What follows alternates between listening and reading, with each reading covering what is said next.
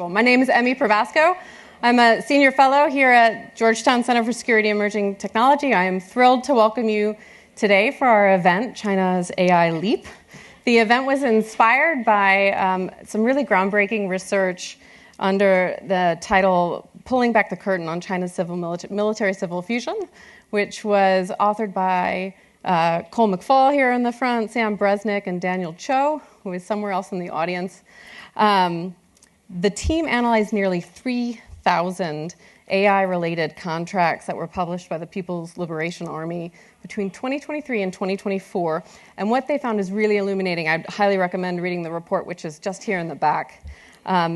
While state-owned enterprises and the traditional defense institutions, places like China Electronics Technology Group or China Aerospace Science and Technology, or the Seven Sons of Defense, are still dominating military procurement, there is an emerging class of actors who are increasingly consequential in helping the PLA adopt advanced technologies like AI.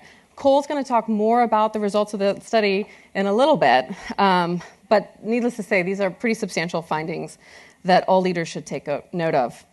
The findings suggest that China may be succeeding in fostering the defense innovation ecosystem Beijing's leadership has long sought, something even here in the United States we can sometimes struggle with, even though we have the world's most innovative universities and advanced technology companies. The findings add urgency to government policy questions like how do we adequately conduct due diligence for research exploration, export licensing, and investment screening with China's companies? How do we preserve the openness that has been historically fueling our innovation while mitigating the risk of collaboration to our national security? And finally, and most importantly, how do we responsibly adopt technology faster than our adversaries? At CSET, we believe that answering these questions starts with data and evidence, and that's what we hope to bring to the deliberations today to help senior leaders navigate what sometimes is an environment oversaturated by either unmoored optimism or unmoored pessimism about what might happen with technology. I am so thrilled that we have an incredible group of distinguished leaders speaking with us today on this topic. I'm incredibly thankful to the CSET team. This took a lot of work to pull together, so thanks to everyone there. And thanks also to all of our funders and the CSET Forum members who make CSET's research possible. And with that, it is my great pleasure to now introduce our keynote speaker, Congressman John Moolenaar, who is Michigan's 2nd District, serves on the House Committee on Appropriations, and very appropriate to our discussion today, chairs the House Select Committee on Strategic Competition between the United States and the Chinese Communist Party. Chairman Moolenaar has a deep understanding of the complex technical issues that we plan to discuss. He recognizes that competition with China will have wide-ranging implications for our security, economic competitiveness, and the evolving global order. His committee, even today, in fact, with a new report, which I hope he'll talk about, has illuminated critical aspects of China's military-civil fusion strategy and how Chinese companies with PLA ties operate in the global markets. Under his leadership, the committee has taken actions to secure critical technology supply chains and created guardrails to preserve research security. The questions that he grapples with bring us together today. How is China leveraging AI and other emerging technologies to transform its economy and its military? How can U.S. companies ensure that they are not contributing to China's military modernization? And how should the United States calibrate technology protection measures without hampering innovation? These questions will define the security environment for decades. They will determine whether we maintain our technological edge and our ability to deter aggression. They demand sustained bipartisan attention that Chairman Moolenaar has really championed on the Select Committee. So Chairman Moolenaar, thank you so much for joining us today. Everyone, please join me in welcoming Chairman John Moolenaar. Thank you. Thank you very much, Amy. Well, thank you very much, and good afternoon, everyone. It's a privilege to be here and to join you for discussion of this topic that will define this century. And, you know, the global AI race and the security implications of China's pursuit of dominance is something we think about every day. The development of today's AI models will determine whose values define the digital future. Nowhere is this competition more intense than in hardware, software, and data that make up the scaffolding of the frontier AI models. The Chinese Communist Party has a clear objective to lead the world in artificial intelligence by 2030. They see AI not as a neutral technology, but as a force multiplier for state power. They see it as a tool to surveil their citizens, censor their critics, export digital authoritarianism, and wage intelligentized warfare around the world. The PLA is not simply investing in research and development of AI-enabled command systems, autonomous vehicles, and battlefield decision tools. They are selling them to our enemies to be used against our allies, and in some cases, like the Red Sea, directly against American service members. But AI supremacy doesn't start with algorithms. It starts with hardware. Semiconductors are the foundation of every AI system, and the tools that make up those chips, semiconductor manufacturing equipment, or SME, are the choke points of modern technological power. 3 years ago today, the United States implemented sweeping new export controls to restrict China's access to advanced semiconductors, chip making tools, and the U.S. expertise required to use them. This action marked a decisive shift in U.S. policy, recognizing that technology competition with the Chinese Communist Party is inseparable from national security. These controls attempted to cut off Beijing's ability to produce or acquire the high-performance chips needed for advanced AI, supercomputing, and military modernization.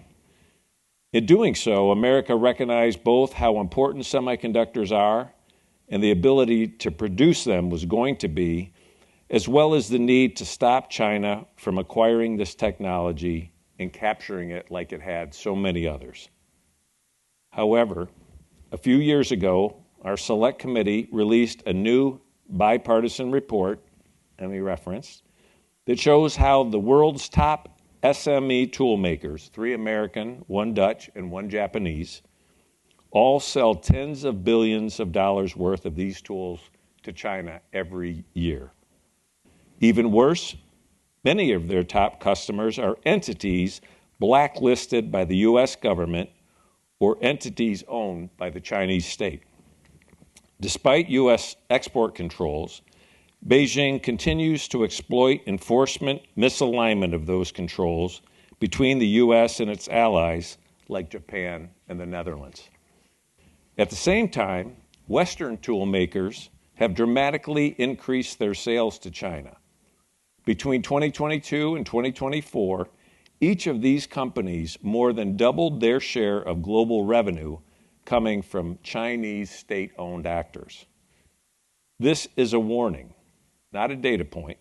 Those sales are underwriting China's capacity to produce chips domestically, insulating its economy and military from future sanctions or export bans. This is how the CCP operates, by exploiting the openness and short-term incentives of free markets. Through joint ventures, technology licensing, and state-directed capital into Western firms, they turned the ingenuity of others into Chinese capacity. Every sale of advanced SME equipment, every research partnership with art guardrails strengthens the very system working to undermine democratic values. And this is where our export controls matter most. They are our first line of defense, and yet Beijing has learned how to game the system. It buys just below our control thresholds, routes purchases through shell companies, and pressures our allies to keep selling its national champion semiconductor tools. When our enforcement lags, when we grant waivers or delay updates to the entity list, China doesn't just find gaps, it builds factories through them. Every loophole becomes a launch pad for its next generation of military and surveillance tools. This is just another example of how, in America, we innovate to compete and respect the innovator with the force of law protecting intellectual property. In China, innovation happens after an idea has been copied or stolen, and then entrepreneurs use state subsidization to scale and drive out the actual innovators. If we allow our markets, universities, and companies to serve as conduits for the CCP's ambitions, then we are effectively financing our own strategic eclipse. The CCP will seize that advantage to make its warfighting doctrine a reality. This intelligentized warfare in practice. It's the use of AI to integrate sensors, weapons, and decision-making in ways that compress the time between detection and destruction. China is embedding AI in drone swarms, command systems, predictive logistics, while simultaneously training their algorithms on massive troves of data, including U.S. stolen data sets. This is not an abstract threat. It is a military modernization campaign rooted in dual-use technology, where the line between civilian and military innovation no longer exists. As long as Western firms keep selling China the tools to make the chips that power these systems, then Xi's ambitions will continue to accelerate. So how do we win this race? How do we not just slow China down, but create enduring American leadership in AI? First, by closing the loopholes. Export controls must evolve with technology, not trail it. The CCP has learned that our entity-based approach is ineffective when Chinese companies can simply change their name to avoid it. Every tool, every component matters. That's why if we are serious about limiting Chinese semiconductor advancement, countrywide technology controls are the only way. We must draw a red line at a tech threshold and ensure not a single entity in China is able to access it, the tool, or its supply chain. Second, our controls must be equally enforced by our allies. If ASML or Tokyo Electron keeps selling where American firms cannot, our controls leak like a sieve. We must persuade, and if necessary, pressure, partners in the Netherlands and Japan to enforce synchronized restrictions. Third, we need to strengthen our domestic technology security.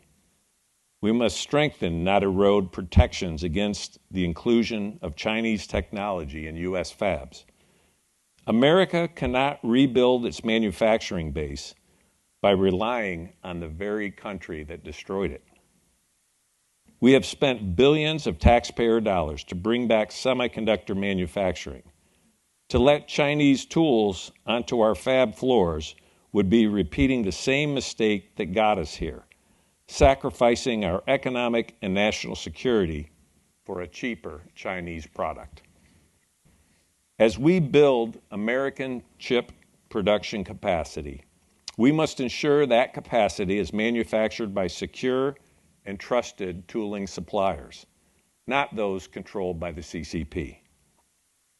Finally, we must empower enforcement, giving the Bureau of Industry and Security real resources to audit, investigate, and to act. In my role on the Appropriations Committee, I've advocated for increased BIS funding, and the bill we passed out of committee recently increased the Bureau's funding by 59%. That's because export violations aren't a business risk, they're a national security threat.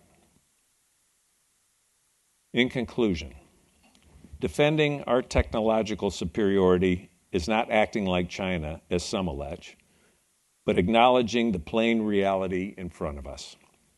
We must show with actions as well as with words that free nations will defend the system that has brought the world technological miracles when threatened by an enemy trying to exploit it.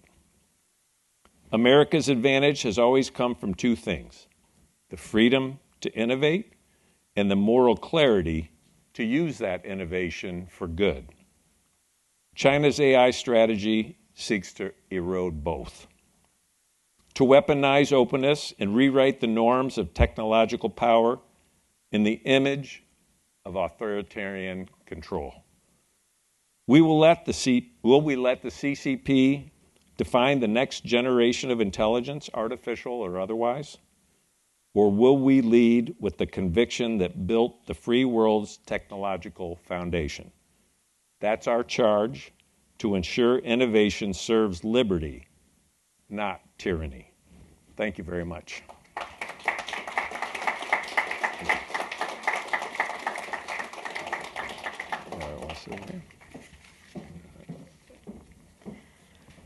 Thank you very much. Sure. That was excellent, and I'm so pleased that we have a brand new report that we can discuss today. So this is a time for you all to ask questions. I'm going to get it started while you're thinking up your questions, but we're using Slido. If you've ever used it, you can scan the QR code that's up on the screen, or if you just go to Slido and type in China AI Leap, you'll also be able to enter your questions there, or just vote up somebody else's question, and then I'll get it here on my phone, hopefully, and ask them. But while you're formulating your questions, let me start with your new report.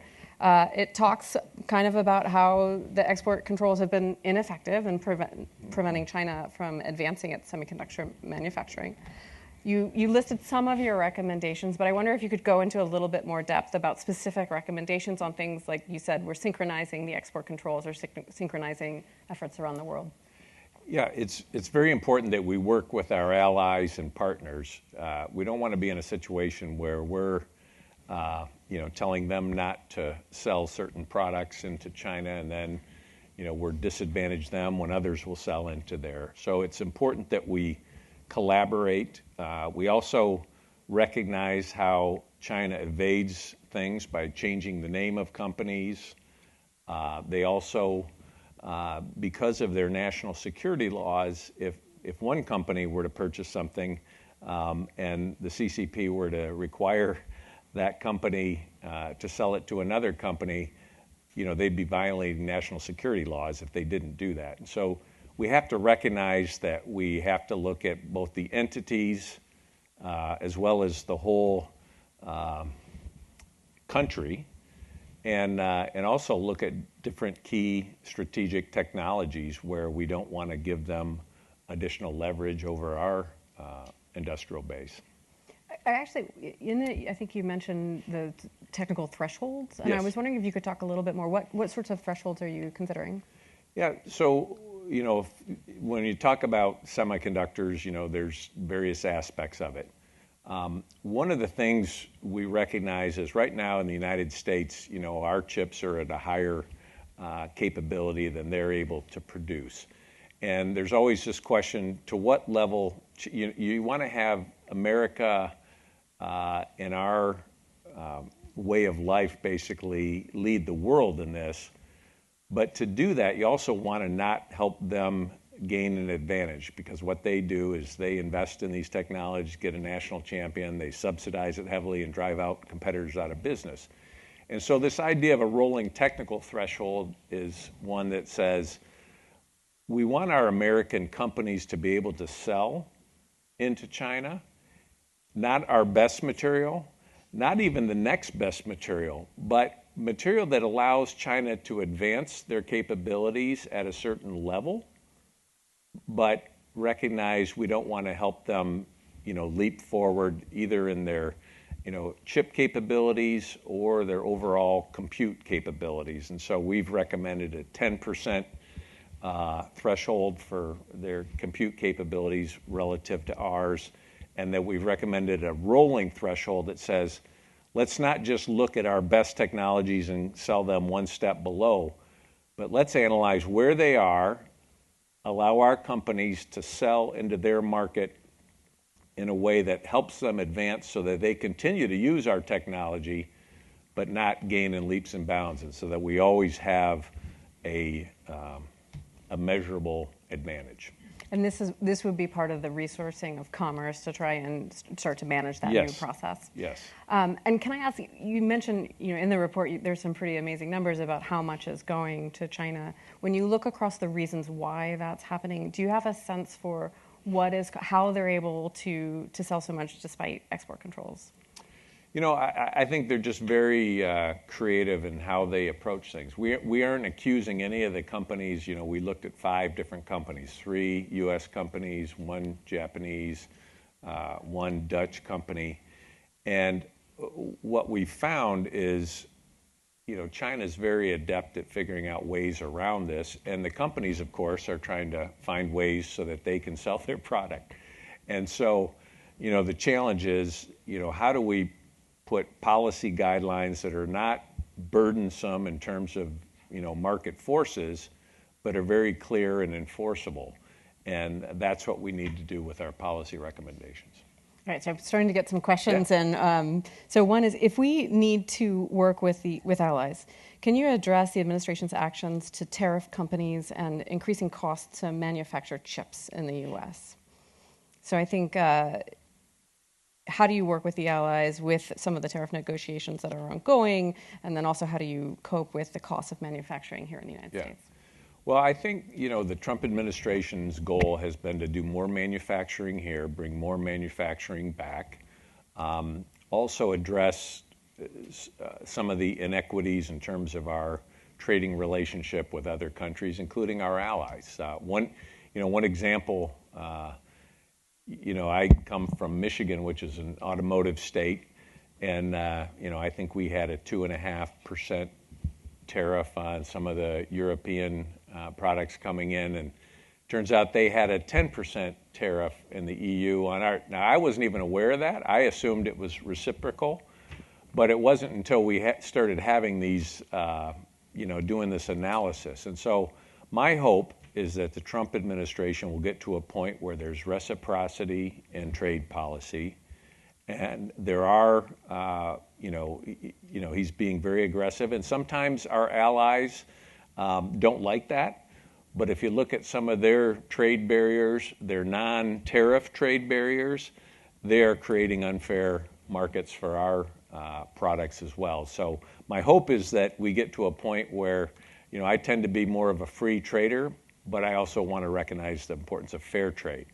And I think it's good to have, when it comes to semiconductor investment, for instance, TSMC. I think it's great that they are investing in the United States. I don't think it's a good idea to have 90% of the world's high-end chips manufactured on an island that's very close to mainland China. And so I do think it's important. We've seen how China will leverage critical minerals. I would like to see more mining and processing here in this country, because I think our goal was to get these low-cost supply chains, we've become very vulnerable to leverage in this area, and China has exploited this considerably. So we've got a bunch of questions now. I'm going to try and combine them, but I also want to just flag that after I ask these, if there's a student in the audience that wants to ask a question, we want to make sure we give students a moment. But let me start with the ones that are flying in here. Exports controls buy us time, but China is innovating and innovating quickly. How do we ensure US AI technological dominance in the long term? And then with that, what single item beyond export controls do you wish America would take action on now that would better ensure that leadership in the future? Both great questions. Let me start with the second first. I believe it's very important that the message gets to Wall Street that they should be really evaluating where they are investing their dollars, because right now it's legal for American investors to be investing in entities that basically help the Chinese military. And we've seen this over and over again, where our own investor dollars, our own pension dollars, our own taxpayer dollars. We did a report on how our Department of Defense grants, Department of Energy grants were going to fund projects with universities that were affiliated with Chinese military entities. And so we have to get this message out that there's a higher standard than simply making money based on U.S. investor dollars. And I think at the end of the day, our capital markets are the best in the world, but we shouldn't be advancing the Chinese military with those dollars. And so that's an important reform. And then what was the first question again? The first question was export controls bias time. What else do we do to stay ahead? Yeah, I think we have legislation on outbound investment that looks at some of these entity lists and says, you shouldn't be able to invest in these areas. It's not only just a matter of, what's the patriotic investment to make, either working with like-minded countries or in the United States, but also there should be clear guidelines. And so we've not just relying on the goodwill of some of our financial leaders, but rather have clear guidelines on what is acceptable and what isn't. All right, so as warned, I was going to give a student a chance, but if you're not quick students, I am going to the plethora of questions on Slido. Okay. You can also submit questions on Slido if you're more comfortable. Okay, so how do you think about addressing trade-offs posed by broader export controls? Chips and semiconductor manufacturing firms need capital for R&D to stay ahead, but you're proposing that they aren't selling to China. So how do you manage that? I think you answered that a little bit in the last question, but do you have any other thoughts? Yeah, that's where I want to get our U.S. investors being bullish on investing in American companies. And one of the things you hear a lot is, especially in our military capabilities, is this valley of death, where you have these innovators who are really strong and develop these innovative technologies and businesses, and they can't get the funding they need to kind of move it forward. And I'd love to see our financial markets investing more in American ingenuity. When it comes to workforce, I really believe we are at a point, and this is not new information to any of you, but in the STEM fields, in AI, some of these areas, we need an all hands on deck, for the next generation who want to engage in learning in this arena. And so my hope is that as we make things more accessible to young people, with these technologies that will engage more people. I think of sort of the Sputnik moment where more people went into math and science because of the, situation with the Soviet Union. And we haven't had a clear Sputnik moment relative to China. But when you look at the number of engineers, the number of people in some of these fields that they are graduating versus where we are, it's something where we need kind of an inspiration for young people to go into these fields. So in addition to that, one of the very popular questions on Slido, and I think this is our last question, is, what do you think about the H-1B visas and the ability to also lure talent to the United States in order for us to keep ahead?